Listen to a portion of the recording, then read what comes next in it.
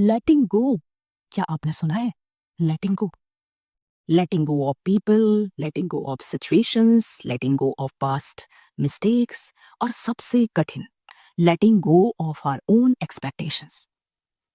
और सबसे अजीब बात यह है कि हम सब की लाइफ में एक ऐसा पॉइंट आता है जहां लेटिंग गो जरूरी हो जाता है, चाहे हम चाहें या ना चाहें। लेकिन फिर भी हम स्ट्रगल करते हैं, हम उसे एक्सेप्ट नहीं करते। क्यों?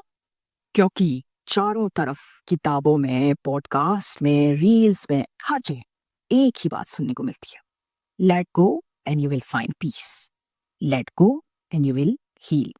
लेकिन किसी ने आपको सच में बताया कि कैसे लेट गो किया जाता है?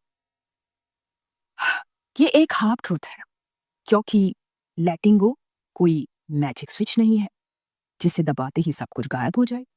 ये कोई कोड नहीं है जो इंस्टाग्राम पर सेव कर लो और अगले दिन सब ठीक हो जाए।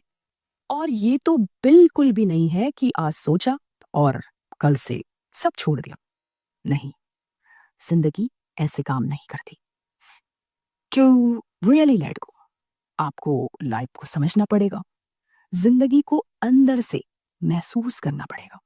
और हाँ, ये आसान नहीं है। इट्स नॉट फॉर द फेंट ऑफ हार्ट। इस जीवन में आखिर में हम कुछ पाते नहीं और कुछ खोते नहीं। जो कुछ भी हमारे पास है वो टेम्परेरी है। मटीरियल चीजें टेम्परेरी हैं। हर चीज आती है और चली जाती है।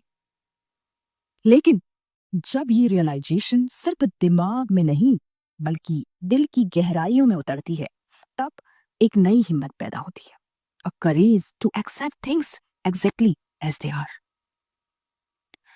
लेटिंग गो अब एक एफर्ट नहीं लगता, ये कोई एक्शन नहीं लगता जिसे आपको करना है। ये बस हो जाता है, चुपचाप, सहजता से, शांति से।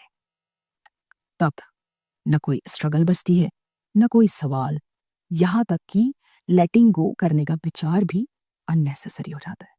क्योंकि कभी कभी लेटिंग गो की कोशिश भी एक चिपकाव है। Yes, even that effort binds you. True letting go तब आता है जब अंदर क्लैरिटी होती है, जब आप सच में समझ लेते हैं कि पकड़ कर रखना ही आपकी बेचैनी की जड़ है और छोड़ना उसका इलाज।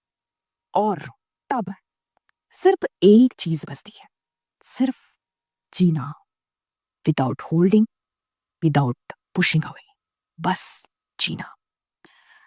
क्योंकि जब आप इसे जीना सीख लेते हैं, तब लेटिंग गो कोई कदम नहीं रहता, वो आपकी नेचर बन जाती है।